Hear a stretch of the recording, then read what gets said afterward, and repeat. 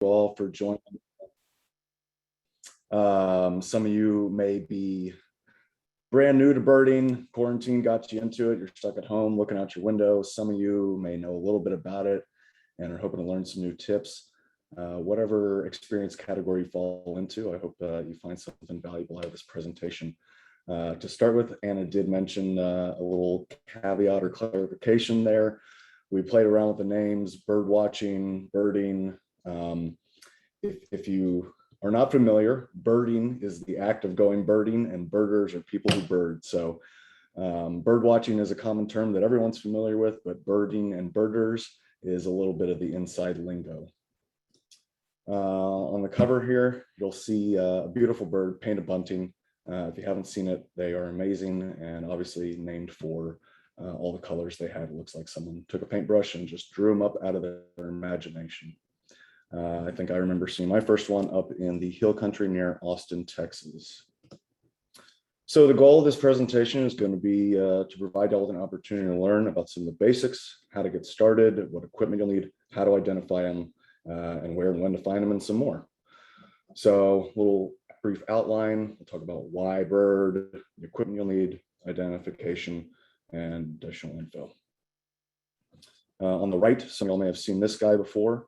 One of the more common woodpeckers here in the Houston area. This is actually a red-bellied woodpecker, named obviously for their red belly. So why bird? Birding is one of the most popular hobbies in North America. Over 50 million Americans intentionally observe wild birds every year. It's one of the most popular hobbies in the world. And if you go anywhere, you're bound to see different birds that you haven't seen before. They help connect you with nature. They're one of the most visible and popular forms of wildlife. They're anywhere you look. You can see them at your window, in a parking lot, or in the park. Wherever you are, there's a chance that there's some type of bird there. I like to think of them as the ambassadors of nature. It's good for your health. It's getting you out there. You're getting outside. You're getting some vitamin D, maybe a little exercise with a walk, a little mental stimulation, keep the synapses firing. It's a great way to make friends. You can bond over your experiences, talk to other birders about their experiences and birds they've seen, cool experiences they've had. Birds are just cool. They're all different sizes, shapes, colors. They all do different things. There's over 10,000 of them. I mean, they're just super neat. They're dinosaurs, right? And it can be a lifelong hobby. Lots of people think of it as something you get into when you retire, maybe more of an older person's hobby. Obviously, I'm here to tell you that anyone of any age can do it. I've gotten my kids into it, and you can get as into it as you want to. You can just casually observe a bird out your window and appreciate that it's the color red, or you can start learning their names and buying equipment and traveling to see new birds to check off your life list. It's however much you want to get into it. If you do decide to get into it, some of the basic equipment that you'll need are field guide, binoculars, and feeders if you want to bring them to you.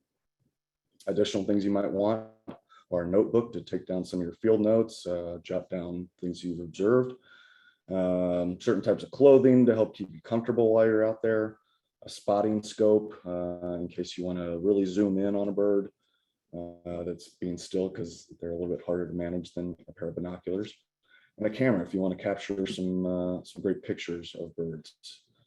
If you turned into our earlier presentation on Photography 101, hopefully you learned some great tips on photographing birds. So the first thing you'll want, field guide, and that's basically the book that's going to help you identify birds. It could be a pamphlet, it could even be an app these days, which most of them are, and that's probably what most people are using. I use a combination of books and apps, although it's been a while. I've had to dust off my books and reminded some of the books I had actually. But they'll contain illustrations, photographs, or perhaps a combination. Illustrations are great because they show what the bird typically looks like. Photographs, birds can look very different at different ages, different times of the year, if they're molting, if they're in breeding plumage. So photographs, look at a few of them. But yeah, I'll say that's worth noting, that illustration and photographs are different. and the illustrations are a general indication of what that bird will look like. It may look different than a picture, but that doesn't mean that that picture isn't that bird. It'll also include a range map, so you'll know where that bird is at what time of the year if it's migratory. So you'll see these birds are breeding up in Canada, and then they migrate down through our central flyway, and in non-breeding season, they're in South America. And I don't know what specific bird this map was applicable to. They all have their own maps. And it also may contain information about food, nesting, and other habitats, and maybe a little narrative, or some other descriptors over here, like you see in the top right corner. That's a snapshot from an app. There's lots of different books. The one in the bottom right is the one I like and recommend. Mine's a little bit older, a few versions. I think it's the second one there in the stack. This is not my stack, although I do have quite a few of those. Sibley's a good one. These are more textbooks if you want to actually sit and learn and read about the birds. This is Guide to Bird Life and Behavior. He's also got another textbook, What It's Like to Be a Bird, in case you want to imagine what it would be like to be one of these guys. But your basic field guides like this are just going to contain the information, pictures of the birds, narratives, and maps. And then apps, since everyone's got a smartphone these days, are where it's at these days. And there's a whole bunch of different apps out there, and they all contain the same information that a field guide would contain. Maps showing you where to find the birds, pictures or illustrations of what the birds look like, and a few things that the books wouldn't contain, like hotspots, where to find the birds around town. And then there's one, Merlin, on the right, that even uses artificial intelligence to photo identify a picture you've taken of a bird. So if you're able to get a picture of a bird and you don't know what it is, you could upload it to Merlin Bird ID and it will tell you what it is. I'll move to the left now. This is iBird. This one, as you can see, is probably more like an actual field guide book. It uses illustrations. It has a brief narrative about the bird. The second one from the left, eBird, is a really popular one. It's great because you can keep multiple checklists. If you're not familiar, many people keep a life list. That's all the birds they've ever seen in their entire lives. Let's say you just want to keep a list for that year. You're doing a big year, or if you just want to keep a checklist for that day, or maybe you want to keep checklists for different locations. You can do that. My favorite of all of them is one called Bird's Eye. I keep my life list in the app, and through that, I'm able to then go to a hotspot, say my favorite, Edith Elmore, and it'll show me that there have been 197 birds recorded at Edith Elmore, and counting in my life list, of the 34 that have recently been seen, 3 of them I have not seen. So I can go out with intention looking for these 3 specific birds I've never seen before, and hopefully check another one off my list. All right, this the thing you're going to want is a pair of binoculars. See them real good because birds are small and they're usually far away. They don't let you get close to them. They move around a lot. They're quick. So what do you want to look for when you're buying a pair of binoculars? There are some basic things that are going to be indicated. There's the magnification, usually about 8 to 12 times. 8 to 10 is very common for birding. Of course, it gets way bigger with spotting scopes. You can zoom in 60 times, think like a telescope. But when it comes to binoculars, you're going to want something a little smaller, and smaller means a lower magnification. The objective lens diameter, that's the lens on the outside, not the one you're looking through. That is what helps capture all the light. So the bigger the objective lens, typically the more light you can get in, and the more light you can get in, the better image quality you're going to have. There's also different type of prisms that they use to reflect the image between all these lenses. There's poro prism and roof prism. We'll get to that later. Different types of eyepieces. Some are adjustable so that you can actually put the eyepiece closer to or further away from the lens that will tell you get a little bit of eye relief. Different materials and coatings are applied to the lenses. That's where a lot of the cost comes into. Those different coatings will improve the image quality, help disperse light, improve clarity, different things like that, just like you would with a camera. And then weight and cost. Of course, you're going to want something lightweight if you're going to be carrying it around. And cost. That's totally up to you. And of course, your choices on the options above will dictate the cost. It's worth noting binoculars are kind of a get what you pay for piece of equipment. I'm not saying you have to go spend a whole bunch, but you're probably going to want to spend at least $100 to get a decent pair. So some of these details that I referenced earlier, the magnification, 8 to 10 is a very common one for birding. That seems to be the sweet spot. If you zoom in too much, the more you start moving your lenses around, the more you're zoomed in, the harder it'll be to hold the image steady, basically.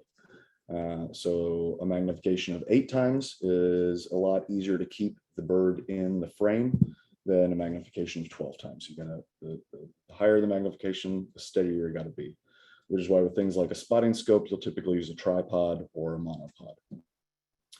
The objective lens diameter, I mentioned, the bigger, the better, although that will also play into weight. So there's usually a sweet spot, 40, 50, 60 millimeters is getting pretty big for a binocular.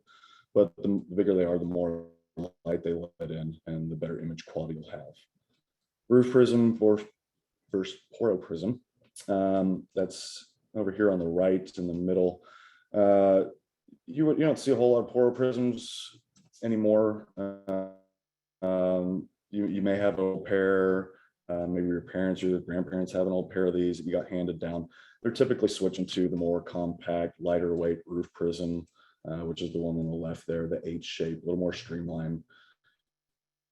You're basically looking right through the binocular. I mentioned there are different coatings that you could apply.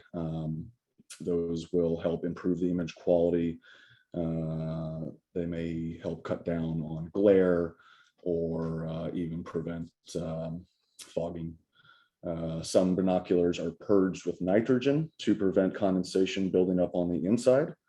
Little tip, just like those of you that wear glasses that you may be familiar, if you've been sitting in your air-conditioned car for a while and you get out of your car and your glasses instantly fog up because you're stepping in the 90-degree heat and 100% humidity of Houston or Galveston or wherever you may be birding, your lenses will instantly fog up. So what you can do to prevent that is kind of climatize your binoculars, keep them in your trunk or outside, wherever you're going to be birding, and let them sit there for a little bit so the temperature of your lenses matches the temperature outside and you don't have that fogging issue.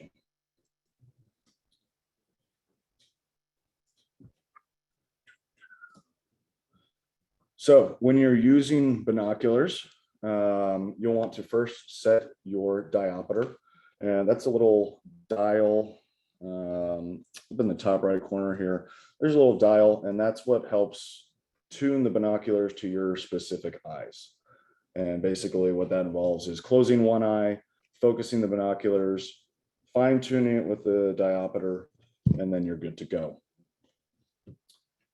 And once you have found your diopter setting, some of the more expensive, higher end ones come with a lock, so you can lock that into place so it doesn't get reset or someone else doesn't move it if you're sharing binoculars. If yours doesn't have that, you may want to take note, maybe take a Sharpie and make a little notch or something so you know where your setting is.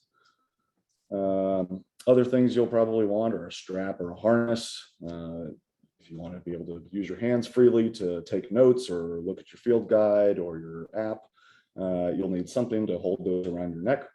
Or I recommend the shoulder harness, which is really great. It relieves all the pressure off your neck and keeps your binoculars right there in a great spot, keeps them from swinging around if you're bending over or moving at a brisk pace.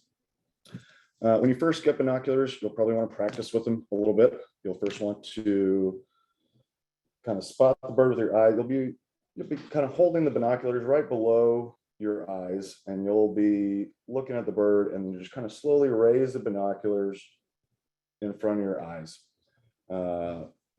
and it'll take a little bit of time. Since you're zooming in that much, it'll take a little bit of time to get good, where the bird is always instantly popping up. You may have to take a couple tries at it, use some other indicators to help you find the bird. It's off the first main trunk of the branch, something like that. You can kind of follow the trunk and then follow the branch with your eyes, and eventually you get to the bird. Fixed objects is a great way to practice when you first get binoculars. Just pick any fixed object and start lining it up. Practice makes perfect.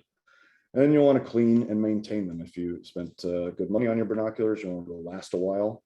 And of course, taking good care of them means that you'll have a good image quality as well. So down in the bottom right are a couple tools you can use to clean your binoculars. The one on the left is a little air puffer to help blow debris. If you're on the beach, you get sand on your binoculars and your lenses, and you don't want to rub that in with your lens cloth. That'll just scratch them.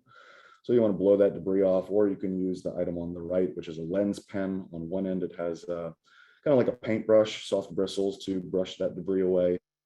And then the other end has a wet tip that you can use to go and find circular motions around the lens and get that really good as new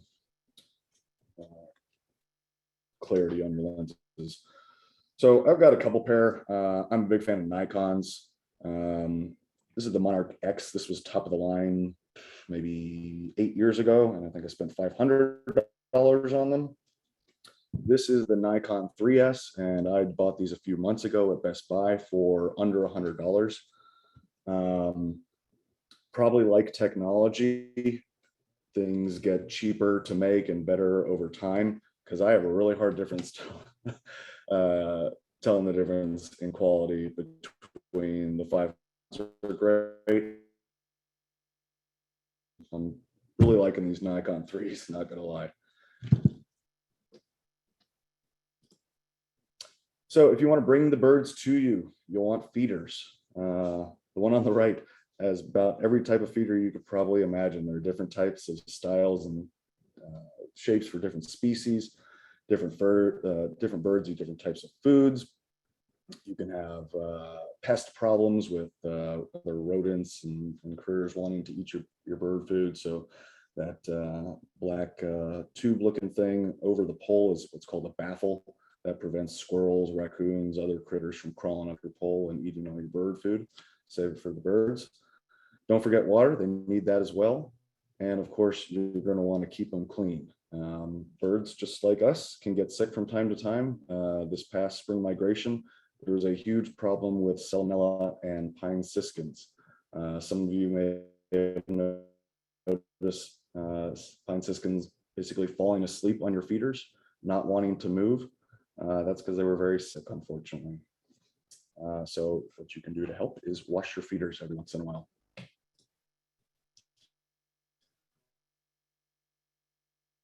Some of the additional gear that I mentioned you might want. You're going to want light. Of course, it's going to be dependent on where you're birding. That comment was with Houston, Galveston in mind, but of course, if you're going up north to Canada, you're going to want to wear something like common sense prevail. Down here, I love the Columbia fishing shirts, though. You want a water bottle, stay hydrated if you're going to stay out for a while. Notice things that you've seen. If you're seeing a lot of birds at a time, it's not always convenient to stop and look at your field guide or your app while trying to observe these birds. So jotting down a note or two about what you've observed, what the bird looks like, and then circling back to your field guide later, maybe once you get back to your car, back home, to actually positively identify the birds is very helpful. Spotting scope, I mentioned, that's if you want to get really close to the birds. And that's basically like this guy right here. It's kind of similar to a telescope. It's a bit smaller than a telescope, doesn't have the same magnification power. But it's a little mini telescope on a tripod. I've got mine set up here with a digital camera for something called digiscoping. I like to take pictures through my spotting scope. It's worth noting that that is a lot heavier and harder to manage than a pair of binoculars. Those are great for shore birding on the beach, where you're far away from the birds or the birds are very slow or non-moving. Trying to use that to look out your window would be very difficult. Like I mentioned, camera, I got one there. You can also use your phone camera, a digital SLR, whatever neat tips you learn from our photography one-on-one class. And like I mentioned, all these things are going to be dependent on habitat. Dress for the weather. So when you're identifying the birds, there's some basics that you'll want to observe. One of the first things you'll probably notice is its size or shape. And I'm seeing chats coming through. If y'all are asking questions, I'm not ignoring them. I'll circle back around to them at the end. So size, shape, obviously one of the first things you'll notice. Colors, patterns, what its beak looks like, what its legs look like, how it's acting and behaving, where it is, its habitat, its time of the year. All those things will help you to identify the bird that you're seeing. Vocalization sounds, so I had to move my little window that was hiding. Of course, you can learn to tell birds by their call as well. The one on the right there is a black-bellied whistling duck. That is my spark bird. Spark bird is the bird that got you into birding. I first noticed that bird outside my window at work one day, a while ago now, over a decade. It landed in a retention pond and started to build a nest. And I thought it was a really unusual looking duck with its bright orange bill, the ring around its eyes, and its very distinct color pattern. So I actually made a drawing of it, sketched some notes, went back home got my mom's field book. She had one, identified it, and I felt this feeling of success and accomplishment. And from then I knew I was hooked and wanted to identify as many more birds as I possibly could. So that's when I went and I bought a pair of binoculars and a field guide, and now I'm a birder. So size, shape, like I said, that's going to be one of the most obvious things, and perhaps one of the only things you may notice if it's flying above, overhead, and the sun's in your eyes, and all you can get is a silhouette of it. Or the sun's coming up or down, and you just notice a great big tall heron standing there. But maybe you notice it's a small bird. Maybe you notice it's shaped like a duck or a hawk, or it's got really long legs. Anything about its shape will help you identify the bird, because they all have different shapes. Like I mentioned, if it's just flying above, you can even differentiate between some of those soaring birds by the shape of their wingspan. They each have distinct shapes. Some are bigger, some are smaller, some have pointed wings, some have flat fronts, some have feathered tips, some have pointed tips, some spread their tail feathers out, some keep them streamlined. Over time, you'll learn to note these distinct differences or subtle differences that can help you identify the bird.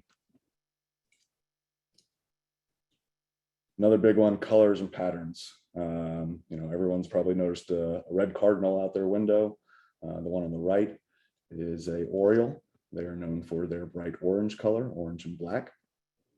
But birds come in all colors: blues, yellows, reds, browns, blacks, iridescence. If you've noticed a grackle in the sunlight, brown, every color under the sun, there's a bird of that color. And that's kind of what makes them pretty cool. Beak and bill, beak or bill, and legs and feet. Birds have evolved over time to fit their unique habitat. Their beaks and their feet help them survive in those habitats and capture their prey. So different birds have different, sorry, I'm just trying to get to my notes here. Different shaped beaks and talons to accomplish those tasks. So a duck will have weighted feet to help it swim through the water, and a filtering bill to help it filter food out of the water, while a woodpecker would have two claws facing each direction to help it grab onto the tree, and a sharp pointed bill to help it drill holes. Hawks, of course, would have sharp talons and a beak to tear into its prey. So each of them have their own distinct shapes. And then behavior. All birds have their own kind of way of acting, just like you may notice your friends or family or your own children have their own subtle ways of behaving or acting. So do birds. And some of the things you might notice are where it was. Was it on the ground? Was it flying? How much was it moving? And was there a pattern to it? What was it doing? Was it walking? Was it hopping? Maybe it was picking something up with its beak. Maybe it was eating something. If so, what was it eating? What was its posture? Some sit up top of the tree, very alert, very prominent, very visible, and are very vocal, while others are kind of shy and reclusive and hide away and hide under brush and won't let you get close to them. Their calls are, of course, a very good way to identify them. Those that study birds very well can identify birds just by their call. Some people even do call recordings of birds migrating overnight and then play them back in the morning to see what birds were passing overhead.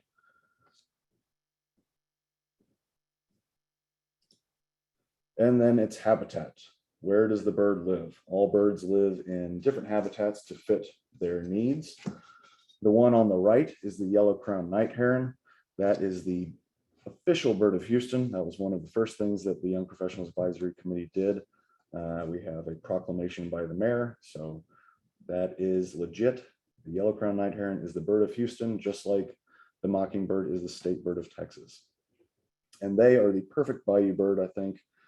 You'll see them eating crawfish. They hang out at night. I think they're a good representation of our city. But different birds will live in different areas. There will be grassland birds, water birds, desert birds, tundra birds, all kinds of different birds. Like I said, if you're traveling, that's a great opportunity to see a new bird and check it off your life list. Anytime I go somewhere, whether it's another city in Texas, another state, or another country, I'm always sure to bring my binoculars with me because I know that I'll see something new and I'll get to check something off my list. And then there's the time of year. Not all birds are migratory. About half of them are. And they have different times in which they migrate. There's spring migration that occurs earlier in the year, and then fall migration that occurs later in the year, which we're currently in. You may have noticed a little uptick in activity at your bird feeders, some new visitors, some different visitors. Those guys are just passing through. And we are very fortunate in Houston that we live along the Central Flyway. We get a lot of cool birds passing through for migration seasons that other people don't get a chance to see. The map that I touched on earlier in your field guide, that'll tell you where the birds are typically during those times of years, where they are during migration or breeding season. And then the chart at the bottom with the green bars, you'll notice it's a bar chart that has each month, and the size of the green square in that month indicates the intensity or amount of which those birds are present. So you'll notice that the green bar gets very thick there for a while sometimes, and then it disappears. That's because they're not here during those months typically. Here we go. What's your name? Sorry about that. And then vocalization. Of course, everyone knows birds for their beautiful songs. Some of them not so beautiful, but some of them are beautiful. Nightingales, of course, are some that have amazing, beautiful songs. Others are very loud and can be quite annoying. The house wren, for its size, Carolina wren, all wrens, for example, have a very loud peep for their size. They are just incredibly vocal. So if you hear vocalization, go find that bird, or better yet, learn that bird's call. Some of the apps have the bird's calls built in. You can call the birds. In some places it is frowned upon. That's a taboo no-no during breeding seasons or certain protected areas. It confuses the birds. makes them think that there is a mate there that maybe isn't there, predator that isn't there, or competition that isn't there. So if you are going to use playback, get familiar if it's okay to do so where you are when you were there. So when are the best times to bird? Typically birds are pretty active in the morning and the evening, dusk and dawn. Of course, during migration seasons when they're passing through. When they're communicating or foraging, if you happen to hear lots of birds chirping, they're obviously out there active. If you see them foraging around, then obviously they're active. Calmer winds, when the winds pick up or when storms come in, the birds are going to have a hard time traveling, so they tend to stay put and hunker down. It's what's known as fallout from the storm. And during bird counts, like the Christmas bird count or birdathon, which I mentioned earlier. These are opportunities to document what birds you're seeing at that specific time. It's helpful to societies like ours and Cornell Ornithology for tracking bird populations and quantities. So while it's a lot of fun for us to participate, it has a great scientific benefit as well.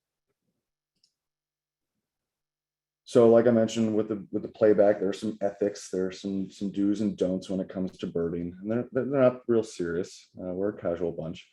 But of course we want to respect and promote birds and their environment. Be good stewards, pick up after yourself, don't litter, don't mess with Texas, right? Respect and promote the birding community and its individual members. Birding, while it can be competitive if you're doing a big day or a big year, it's for everyone. It's not like surfing where this is my beach and you can't surf here, right? Anyone can bird anywhere they want, and we should all be respectful of everyone and appreciative of everyone. And like I said, respect and promote the laws and rights of others. So if you want to get engaged, the typical progression is you become aware that there are birds if you aren't already. And then once you are aware that they're there, you start to maybe appreciate them. And if you appreciate them, then perhaps you appreciate them so much that you feel the call to take action, join an organization or a cleanup crew or volunteer at the Houston Audubon. There are internet communities you can join. There are local, regional, and global organizations you can join, Houston Audubon being one of them. Little snapshot to the right gives you an idea of the kind of stuff and numbers that we do. This is 2019. 2020 obviously was a bit of an off year, so I don't have a graphic for that. But lots of volunteers, lots of hours worked, lots of native plants sold and donated, lots of species documented, tons of visitors from all over. We're building infrastructure. If you haven't been down to High Island, we have a great new catwalk canopy through the trees. It's really amazing. We've got 13 different locations to go check these birds out, and tons of events which you are taking part in right now, and Bird Week is a great opportunity to do so. There are more events coming up. The week is only halfway through. So if you're still interested in more intro events, Avid Chat is coming up on Wednesday. We're going to have some guest speakers talking about some interesting topics. That's going to go on from 4 to 7. There's going to be a little mixer and meet and greet afterwards. Bird Friendly Basics, that's on Thursday from 7 to 8:30. If you want to learn how to create a bird-friendly community or make your yard more appealing to birds, that's a great event for you. And if you want to join the Houston Audubon, there's 15% off membership during Bird Week. So you can scan that QR code. I think we'll also send out this PDF presentation to everyone whose email we got. So please go visit our website and check out the other events. This is just a couple of them. There's a lot more. So questions. And here are some of the common backyard birds you may be used to seeing. All right. So if anyone has been keeping an eye on the questions. Yes, Carl, I can help you out. All right. Is there any I should answer? Yeah, we had a really active chat this course, which I really appreciate. But thanks, first of all, thanks so much, Carl. This was great. I always love refreshing my knowledge of intro birding. you kind of went over that question. Let's see. We talked about binocs. Carl, can you give advice on where someone could go see and how someone could go see an Atwater's prairie chicken? Okay, so the Atwater's prairie chicken, that is that's an important bird. Unfortunately, it's in endangered status. They are protected, and you can check those guys out on the NASA property is where they're located. If any of y'all were around or involved when we did the voting for the bird of Houston, we did a bracket style, and it came down to that Atwater's prairie chicken and the yellow-crowned night heron. So that is definitely one of the birds you should check out. Houston's the only place you can see it, and see it while you can. So yeah, go down to NASA Space Center. Yeah, the Space Center, and also if you want to make the trek out west of town near I guess Sealy, there's the Atwater's Prairie Chicken National Wildlife Refuge, and during the spring they'll be doing their booming, and so that's a really fun time to go try and see them. They are sometimes it's hit or miss with all things birding, I feel like. All right, let's see. We got Carl. Can you speak about the spotting scope you would recommend for a beginner birder? Ooh, okay. So again, I got Nikon. I love Nikon. They're affordable. They make really good products, cameras, binoculars. It really comes down to the glass is what makes the pair great, and Nikon makes good glass. Vortex is another brand that's out there that isn't too expensive. They're sold at Wild Birds Unlimited. If I didn't plug them already, that's a great store to go buy feeders and stuff. I think I may have had their logo up next to the feeder picture. That's where I get all my stuff. They're really knowledgeable. They can Land, Sea, and Sky is a good place to go to if you have questions. Yep. And if you mention you're a Houston Audubon member, I think you get 10% off at Land, Sea, and Sky. At least at the one in Houston. I think there might be a couple, but anyway, awesome. Yeah. All right, let's see what we got. Advice for when house finches at your feeders have eye disease. I've taken a couple feeders down for a couple of weeks and they didn't make a difference. Currently clean every time I refill. Only saw one this year. 2 years ago was bad. Yeah, sounds like you're doing the right thing. That's the same advice for when the pine siskins were migrating through with salmonella. Unfortunately, you got to take them down. As much as we all want to see the birds, they need to kind of forget about that feeding spot for a little while and move on to another and just let them pass through and give it a couple weeks and you can put them back up. Of course, I've cleaned them. I'll just chime in. This is gonna, I think, become more a problem more and more as we have kind of these weird eruptions of different species of birds. So this past spring, I think DC had a big outbreak of an unknown disease that was problematic for all of their feeder birds, not just the finches. And so during those times, we have to take a step back and just take down feeders altogether. And so if you are feeling very sad about having to remove your feeders for those periods of time, it'd be really cool to provide bird food in other ways that aren't as prone to spreading disease. So things like planting native plants, so gardening with native plants and planting native trees and things like that is a great way to still have birds in your yard, even with that when you can't have feeders. And so I will be giving a presentation on how to turn your yard into a bird-friendly habitat on Thursday. Carl mentioned it. So we will go more into kind of that and preventing threats to birds. All right, let's see. Oh man, Carl, we have got more questions. Yeah, Bird of Houston. Best spot to check those out is during breeding season. Someone's gonna have to help me out on which month they do that though. In the museum, there's late spring, they hang out all summer though. So any bayous or ditches.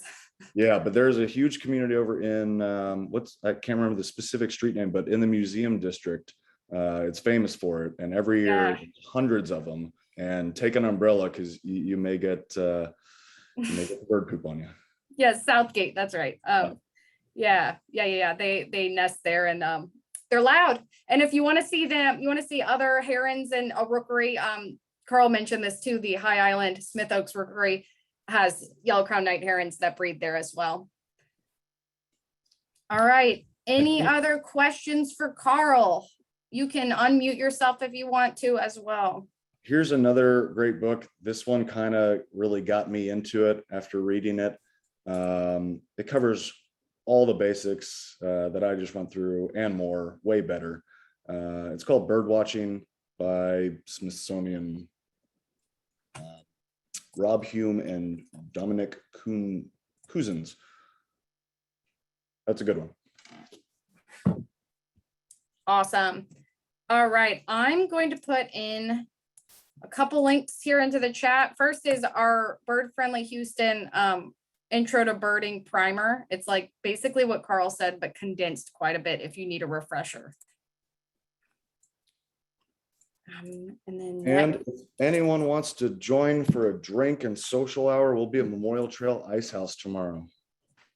Yes, there's a lot of really great Bird Week events coming up. So houston.audubon.org/birdweek will take you to the calendar.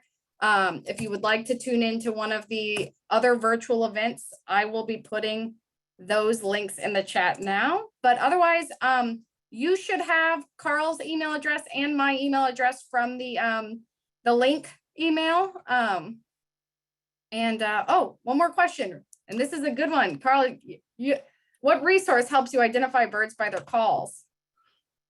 Oh gosh. So I learned them by listening to tapes and just playing them. There's probably an AI one. Yeah, Merlin Bird ID it just had an update at like maybe 2 months ago. That Merlin Bird app now has a song identification component, and you can walk around and your phone picks up all the birds as you're walking around and tells you what's singing what.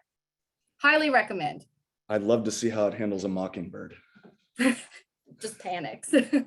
I saw one others about when to clean nest boxes. Wait till after the fledglings are gone, and you can do it annually. Awesome. This presentation was recorded. It will be available for folks to view probably at the end of this week.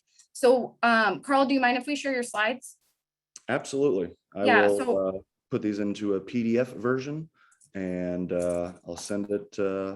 I'll get it to someone who can get it to the list. Yeah, you should be getting an email with a link from me and Carl's slides. So no need to have taken a bunch of notes. Awesome.